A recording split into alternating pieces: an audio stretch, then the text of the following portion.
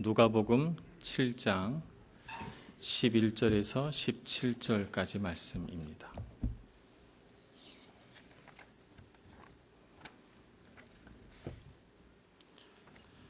신약성경 누가복음 7장 11절에서 17절 말씀 봉독하겠습니다. 그 후에 예수께서 나인이란 성으로 가실새 제자와 많은 무리가 동행하더니 성문에 가까이 이르실 때 사람들이 한 죽은 자를 메고 나오니 이는 한 어머니의 독자요 그의 어머니는 과부라. 그 성에 많은 사람도 그와 함께 나오거늘 주께서 과부를 보시고 불쌍히 여기사 울지 말라 하시고 가까이 가서 그 관에 손을 대시니 맨 자들이 서는지라. 예수께서 이르시되 청년아 내가 내게 말하노니 일어나라 하시매 죽었던 자가 일어나 앉고 말도 하거늘 예수께서 그를 어머니에게 주시니 모든 사람이 두려워하며 하나님께 영광을 돌려 이르되 큰 선지자가 우리 가운데 일어나셨다 하고 또 하나님께서 자기 백성을 돌보셨다 하더라. 예수께 대한 이 소문이 온 유대와 사방에 두루 퍼지니라. 아멘. 찬양대 찬양을 하나님 앞에 올려드리겠습니다.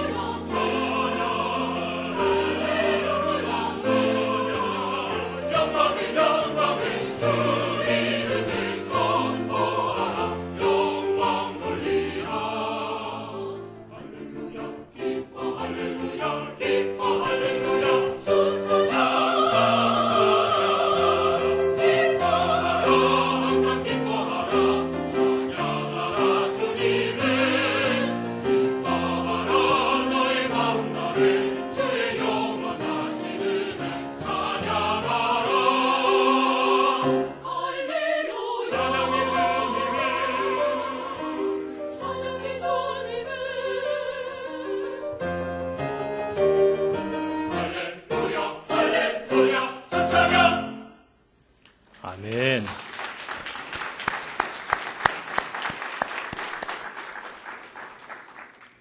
방학해서 다들 한국에 가시니까 찬양대가 많이 줄었는데요. 우리 새로 유학 나오신 분들 강연은 아닙니다. 찬양대 많이 하시고 찬양대 자꾸 몇 번 하라 그랬는데 안 하면 제가 삐지는 수가 있습니다. 자, 우리 성경의 말씀 우리가 잘 이해를 하려면 사실 성경의 말씀을 오늘 우리가 읽은 본문처럼 이렇게 딱 한 구절만 떼서 이렇게 읽는 것도 참 좋지만 더 잘 이해하려면 이 말씀이 어떤 맥락 속에 있는가 하는 것을 이해하는 것이 우리가 성경을 이해하는 데 퍽 도움이 됩니다. 앞에 어떤 말씀이 있었고 뒤에 어떤 말씀이 등장하느냐, 그래서 이 흐름이 어떻게 이게 흘러가느냐라고 하는 것을 보면서 이 말씀이 이런 흐름 속에서 이런 의미를 갖는구나 하는 것을 우리가 이해하는 것은 참 중요하다고 말할 수가 있습니다. 오늘 나인성에서 일어난 이 사건이 어떤 흐름에 있는가? 우리 그 앞에 보면 자기 종이 아파서 그 종을 고쳐달라 한 백부장의 이야기가 등장합니다. 이 백부장은 이스라엘 사람이 아닙니다. 이 사람은 로마 사람이고 이방인인데 예수님께 간청을 합니다. 예수님께서 그 간청함 때문에 이 백부장이 종을 고치러 가다가 이 백부장이 말씀만 하옵소서라는 말로 듣고 종을 고쳐주시고 또 백부장의 믿음에 감탄을 합니다. 그 앞에 보면 듣고 행하는 자가 견고한 믿음 위에 선다 이렇게 예수님께서 선언하시죠. 그래서 듣고 행하는 자의 그 삶은 마치 반석 위에 지은 집과 같아서 홍수가 나도 결코 요동함이 없으리라는 말씀이 있습니다. 그래서 홍수가 나도 결코 요동함이 없으리라고 하는 그 가장 좋은 예시로 이 백부장이라고 하는 사람을 소개하고 있는 것이죠. 그리고 나서 나인성의 사건이 있고, 그리고 나서 또 그 사건에 뒤이어서 나인성 사건 다음에 등장하는 이야기는 세례 요한의 두 제자들이 예수님께 와서 우리가 또 기다려야 됩니까? 아니면 오실 그이가 당신이십니까? 이렇게 물어봅니다. 그 얘기는 뭐냐 하면 우리가 메시아를 기다리는데 우리가 기다린 메시아가 당신입니까? 아니면 우리가 또 다른 사람을 기다려야 합니까? 라고 하는 내용이 등장합니다. 예수님께서 참 대단하신 분이다 라고 하는 것은 알겠는데 메시아라는 확신이 없는 거예요. 그래서 그들이 그들의 어떤 불확실, 그들의 믿음 없음을 예수님께 이렇게 아뢰면서 뭔가 확신할 수 있는 증거를 가르쳐 달라고 구하는 장면이 등장하죠. 그래서 나인성에 일어난 이 나인성 과부의 아들을 죽음에서 다시 살려내신 이 사건은 예수님이 분명한 메시아라는 사실을 우리에게 가르쳐 주는 동시에 우리가 어떤 믿음을 가져야 할 것인가라고 하는 데 대한 질문을 던지는 그런 사건이다 말할 수가 있습니다. 그래서 오늘 우리가 이 나인성에서 일어난 사건을 들여다보면서 우리 두 가지 질문에 한번 대답을 해보면 좋을 것 같아요. 하나는 예수님은 과연 나에게 어떤 분이신가 라고 하는 질문과 또 하나는 그러면 나는 어떤 신앙, 어떤 믿음을 가지고 살 것인가 라고 하는 질문이죠. 예수님은 살아계신 하나님의 아들이요 우리의 구원자 되신 그리스도다라고 하는 사실을 우리는 다 알고 있습니다. 다 알고 있는 동시에 또 너무나도 당연하고 확실한 것이기 때문에 우리 삶 속에서 깊이 묵상하지를 않습니다. 그러다 보니까 하나님의 아들이시다라고 하는 건 알겠는데 과연 그 하나님의 아들이 나와 무슨 관계가 있는가?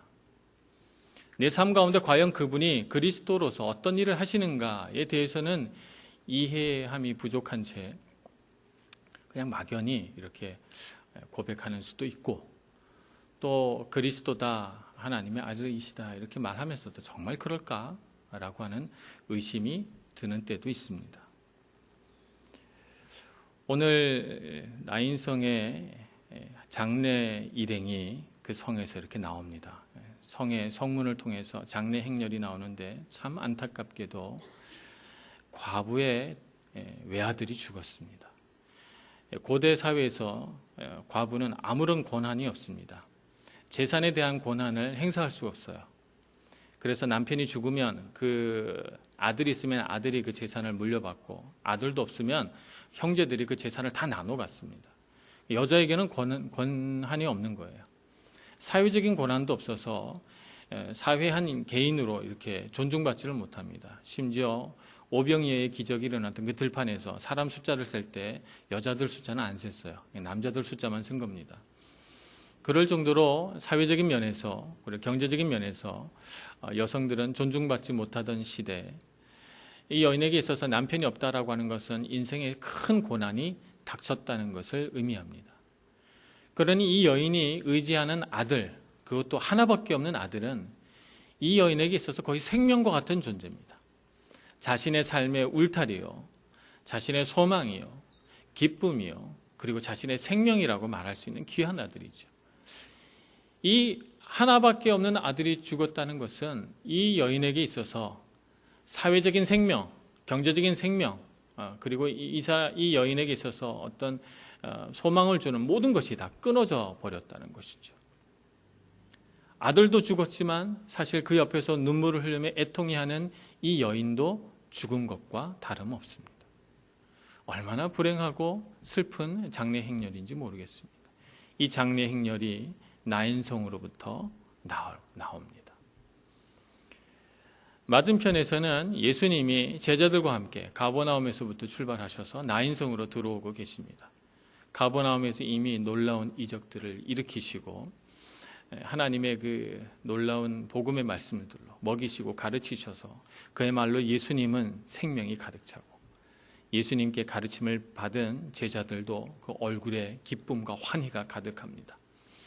한쪽은 슬퍼하며 애통하고 비참한 장례 행렬이 성에서부터 나오고 이쪽에서는 예수님과 제자들이 신령함과 기쁨으로 가득 차 들어오고 있어서 옥하는 목사님 설명에 따르면 죽음과 생명이 만나는 자리가 된다 이렇게 말씀하십니다.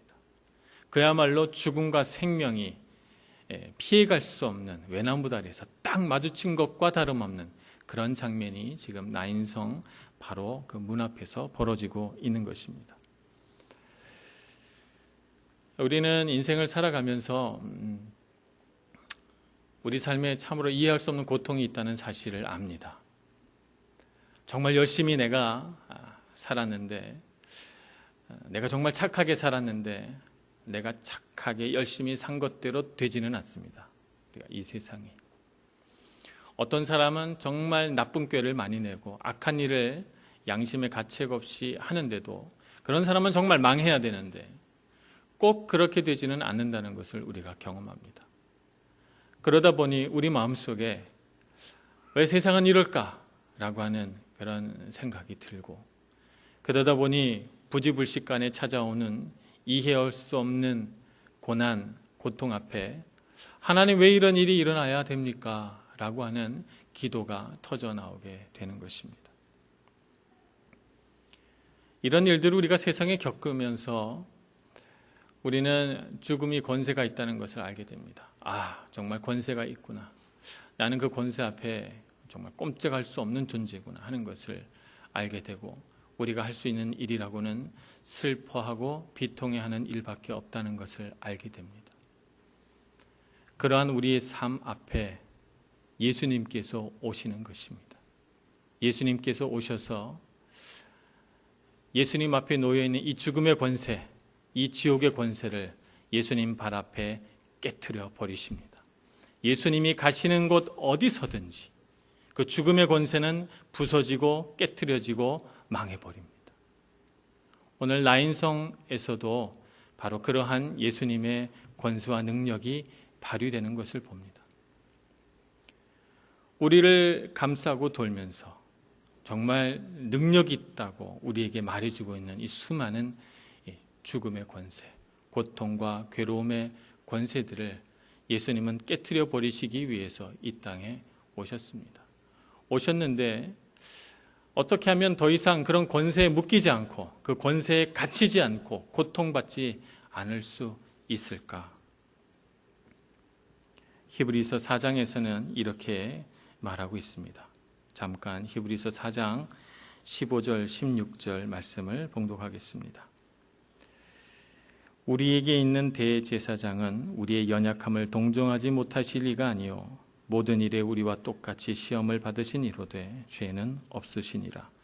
그러므로 우리는 긍휼하심을 받고 때를 따라 돕는 은혜를 얻기 위하여 은혜의 보좌 앞에 담대히 나아갈 것이니라. 히브리서 기자는 예수님께서 고통당함으로 인해서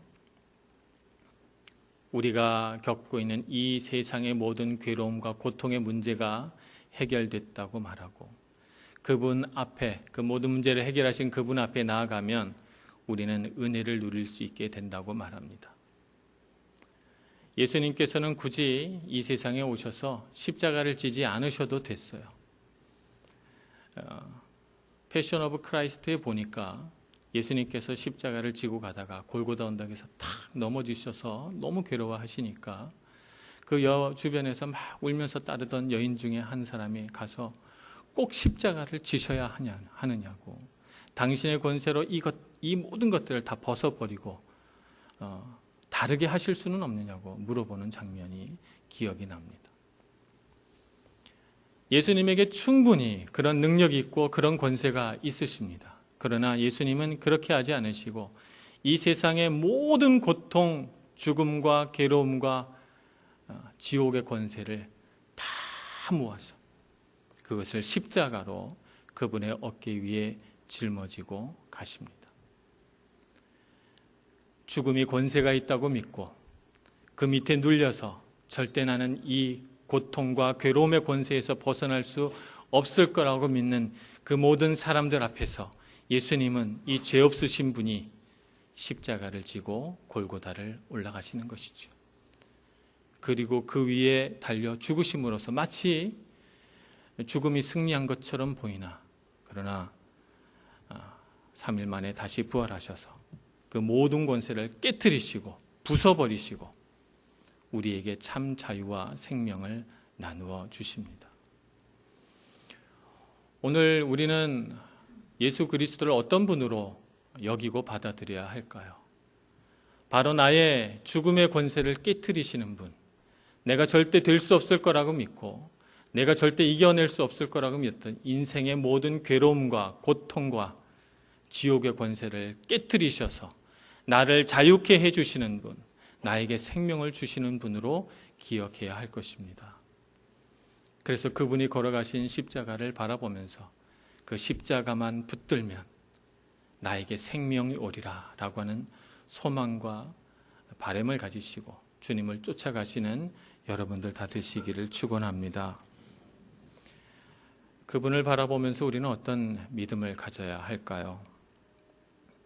우리는 먼저 고통을 직면할 수 있는 용기를 가져야 될 것이라고 봅니다. 고통과 죽음의 소식들을 정면으로 딱 바라보고 싶은 사람은 별로 없을 것입니다. 저도 인터넷에서 좋지 않은 소식들이 이렇게 올라오면 그냥 타이틀만 읽어보고 기사를 안 읽고 싶어요. 때로는 그런 마음에 회피하고 싶은 마음에도 불구하고 기사를 읽기도 하지만 그러나 나쁜 소식은 안 보고 싶습니다. 우리 사람 마음속에 그런 본능이 있는 것 같아요. 불행하고 좋지 못한 소식은 피하고 싶은 마음. 그래서 우리가 다른 사람과 슬픔을 같이 나누려고는 하지만 그러나 어떤 우리가 견딜 수 있는 한계점이 있는 것 같아요. 그 수준이 되면 빨리 그 자리를 나오고 싶고 내 삶에는 그런 일이 일어나지 않게 되기를 바라고 그런 것들은 자꾸 잊어버리고 싶어하는 마음을 우리 마음에 갖습니다. 또 어떤 사람은 어떤 사람에게 일어난 불행이 반드시 원인이 있을 거라고 생각합니다. 그래서 그 원인을 찾아내죠. 그래서 이 사람은 이렇게 행동해서 이런 불행이 왔다. 이렇게 해서 그 사람의 문제를 지적하기도 합니다. 또 비난하기도 하죠. 나는 이렇게 하지 말아야지. 이런 반성과 함께 말입니다. 그래서 욥이 고난을 당했을 때 자신의 자녀들을 다 잃고 그 집안이 완전히 망했을 때 욥의 친구 세 사람이 와서 욥에게 말하기를 당신이 이와 같은 불행을 겪는 이유는 당신이 하나님 앞에 정결하지 못했거나 가난하고 불행한 이웃들을 외면했기 때문에 당신에게 이런 불행이 왔다고 말해줍니다. 욥이 너무너무 괴로워해요. 그러면서 그렇지 않다고, 나는 정말 하나님 앞에 진실했고 정말 하나님께서 베풀어 주신 것들을 항상 나누며 살았다고 항변을 합니다. 욥의 마음이 정말 더 어려워졌을 것 같다는 생각을 해봅니다. 세상 사람들은 그렇게 하는데 하나님은, 우리 예수님은 어떻게 하셨을까요? 예수님은 오늘 13절 말씀에 보니까 장례 행렬이 이렇게 예수님 앞으로 걸어 나올 때 먼 곳에서부터 이 장례 행렬을 보셨습니다. 그냥 본 것이 아니고, 그냥 곁눈질로 본 것도 아니고, 건성으로 본 것도 아니고, 그 장례 행렬을 분명히 보았습니다. 직시했다는 뜻이죠. 인생의 불행을 직면하여 직시하는 능력이 우리 예수님께 있습니다. 그리고 불쌍히 여기셨어요. 예수님은 우리의 연약함을 잘 아시는 분이십니다. 그래서 불쌍히 여기셔서 울고 있는 그 어머니에게 다가가 위로합니다. 울지 말라라고 말하면서 그 어머니를 위로하죠. 오늘 우리가 어떤 믿음을 가져야 할 것인가? 우리는 먼저 예수님의 이런 마음을 닮아야 할 줄로 생각합니다. 세상에 참 많은 사람들이 알게 모르게 고통받고 신음하고 죽음의 권세와 싸워나가고 있습니다. 우리는 어떤 마음으로 다가갈 것인가? 하나님의 관점, 예수님의 이 관점으로 다가가 바라보고 불쌍히 여기고 위로하는 사람이 되어야 할 줄로 믿습니다. 그럴 용기를 달라고 우리가 기도해야 될 것입니다. 그 후에 예수님은 어떻게 하셨는가? 이 관 위에 손을 대셨어요. 이스라엘에서는 나무가 귀하기 때문에 사실은 성경에서 관이라고 표현을 했지만 관은 없습니다. 보통은 이스라엘에서 장례를 치를 때 들것 위에다가 죽은 사람을 올려놓고 그리고 장례를 거행하는 천을 이렇게 둘둘 말아서 감아 놓습니다. 그리고 그 시신을 동굴 속에다가 장례를 치르거나 아니면 땅에 눕혀놓고 돌무더기를 쌓아서 장례를 치르죠.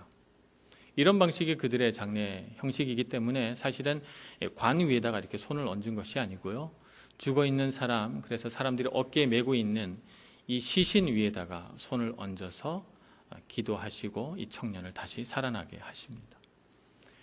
율법에 따르면 이 시체를 만지면 사람이 부정해집니다. 그렇기 때문에 선한 사마리아의 그 예수님 비유에 보면 사람이 죽어가니까 제사장들이 막 피해서 도망갑니다. 부정해지니까. 그런데 예수님은 그런 것 전혀 개의하지 않으시고 손을 대셔서 이 죽은 자를 낫게 하십니다. 이것이 바로 예수님이 이 땅 가운데 하나님의 능력을 가져오시는 방법입니다. 이 세상에 병들고 고통받고 죽어있는 곳 위에 주님은 자신의 손을 얹으셔서 그곳에 죽어있는 생명이 다 살아나게 하십니다. 그래서 죽음의 권세로 묶여있던 이 모든 것들을 예수님 발 앞에 다 무너지게 해버리시는 것이죠. 그래서 예수님이 가는 곳은 어디든지 죽음의 권세가 깨트려지고 무너지는 것을 보게 됩니다. 예수님은 일어나라 이렇게 말씀하셔서 이 청년을 다시 살려내시고 슬퍼하는 그 어머니 품에 아들을 안겨줍니다. 우리가 이 세상을 살아가면서 우리가 믿음이 있는 사람으로서 어떤 삶을 살아야 할 것인가? 예수님처럼 이 세상에 능력을 주는 사람이 되어야 합니다. 고통받는 곳을 우리가 직면하고 그곳에 우리의 손을 얹어서 하나님의 능력이 우리의 손을 통해 흘러 들어가기를 소원하고 기도하는 사람이 되어야 하고 그 자리에 정말 놀라운 기적들이 일어나는 것을 보아야 합니다. 그런데 안타깝게도 오늘날 많은 그리스도인들이 능력이 없이 살아갑니다. 세상에는 죽음의 능력도 있고 사탄의 능력도 있고 지옥의 권세도 있지만 그리스도인이 능력이 없으니 세상에 고통받고 있는 일들은 너무 많은데 그들을 어떻게 위로해야 할지, 어떻게 치유해야 할지, 어떻게 일으켜야 할지 믿음을 가지고 그들 앞에 도전하고 일으켜 세울 사람들은 참으로 부족합니다. 안타까운 일이 아닐 수가 없습니다. 제가 전에 신앙생활을 하던 곳에서 청년 한 명이 있었습니다. 이 청년이 참 신실해서 대학 다닐 때도 참 신앙이 좋았는데 직장을 갖고 나서도 얼마나 신앙생활을 잘하는지 직장 생활 끝나고 저녁에 돌아오면 항상 이게 기도를 하고 자는데, 처음 이제 직장을 들어갔으니까 인간관계가 얼마나 어려워요. 동료들도 있고 선배들도 있고 아주 직장 상사도 있고 어려우니까 이 친구의 날마다 기도 제목은 직장 생활 같이 하는 분들을 위한 중보기도예요.